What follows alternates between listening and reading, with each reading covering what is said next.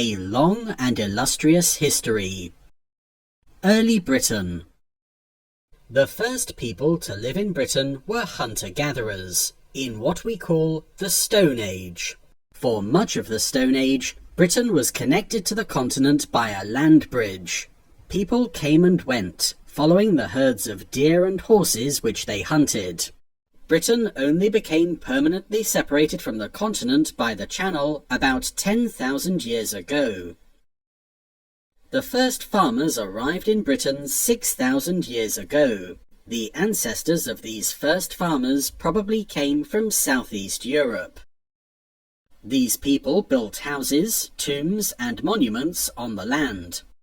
One of these monuments, Stonehenge, still stands in what is now the English county of Wiltshire.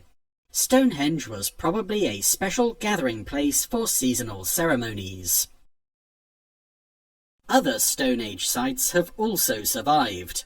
Skara Brae on Orkney, off the north coast of Scotland, is the best preserved prehistoric village in northern Europe, and has helped archaeologists to understand more about how people lived near the end of the Stone Age. Around 4,000 years ago, people learned to make bronze.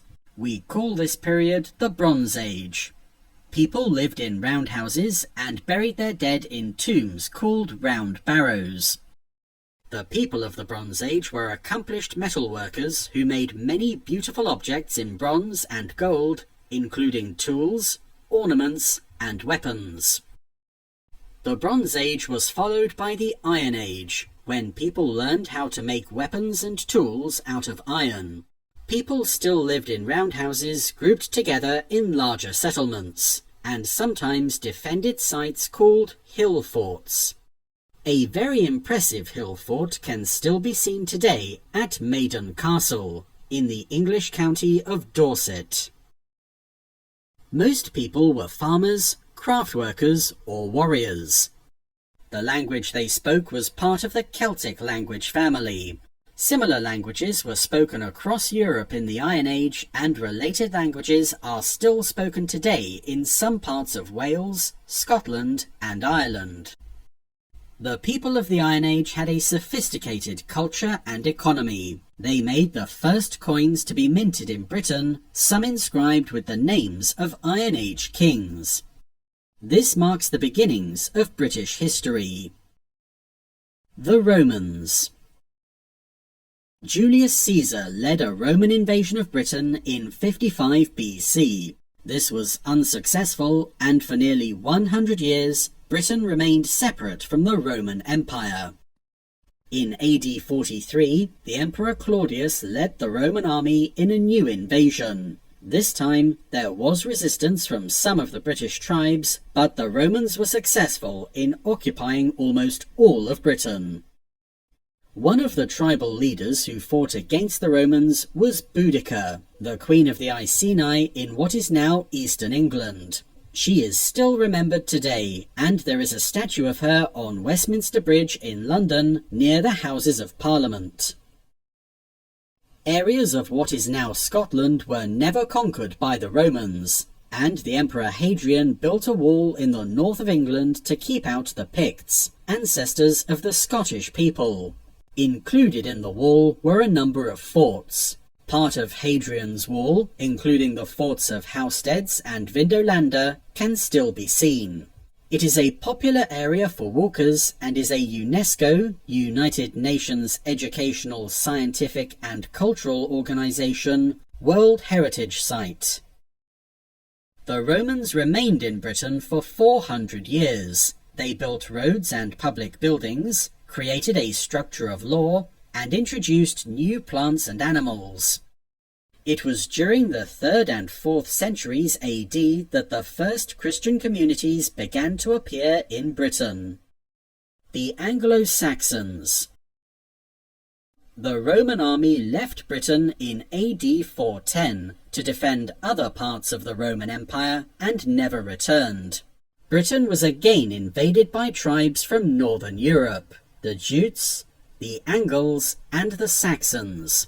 The languages they spoke are the basis of modern-day English.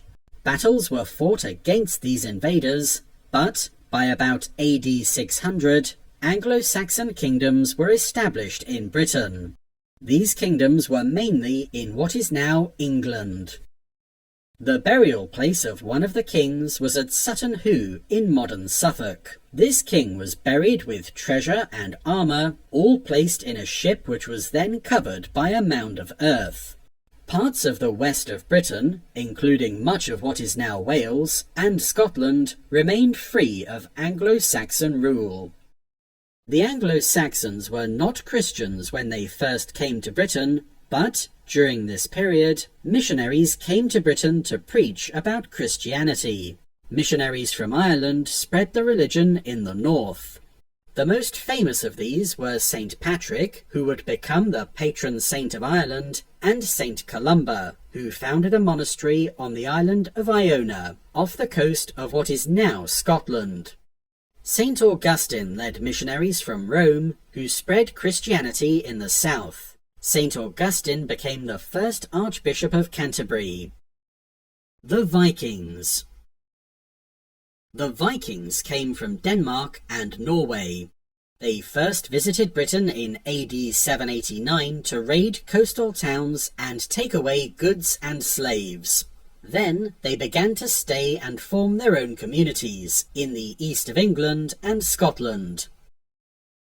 The Anglo-Saxon kingdoms in England united under King Alfred the Great, who defeated the Vikings. Many of the Viking invaders stayed in Britain, especially in the east and north of England in an area known as the Danelaw. Many place names there, such as Grimsby and Scunthorpe, come from the Viking languages. The Viking settlers mixed with local communities, and some converted to Christianity. Anglo-Saxon kings continued to rule what is now England, except for a short period when there were Danish kings. The first of these was Canute, also called Canute. In the north, the threat of attack by Vikings had encouraged the people to unite under one king, Kenneth MacAlpin. The term Scotland began to be used to describe that country. The Norman Conquest. In 1066, an invasion led by William, the Duke of Normandy, in what is now northern France, defeated Harold, the Saxon King of England, at the Battle of Hastings. Harold was killed in the battle. William became King of England and is known as William the Conqueror. The battle is commemorated in a great piece of embroidery known as the Bayeux Tapestry, which can still be seen in France today. The linen cloth of the Bayeux Tapestry is nearly 70 metres, 230 feet, long and is embroidered with coloured wool. The Norman Conquest was the last successful foreign invasion of Britain and led to many changes in government and social structures in England. Norman French, the language of the new ruling class, influenced the development of the English language as we know it today. Initially, the Normans also conquered Wales, but the Welsh gradually won territory back. The Scots and the Normans fought on the border between England and Scotland. The Normans took over some land on the border, but did not invade Scotland. William sent people all over Europe to draw up lists of all the towns and villages. The people who lived there, who owned the land, and what animals they owned were also listed. This was called the Domesday Book. It still exists today and gives a picture of society in England just after the Norman Conquest. Check that you understand the history of the UK before the Romans, the impact of the Romans on British society, the different groups that invaded after the Romans, the importance of the Norman invasion in 1066. If you liked this video or have any questions, please comment below. For more videos like this, you can subscribe to this channel. Good luck with your test.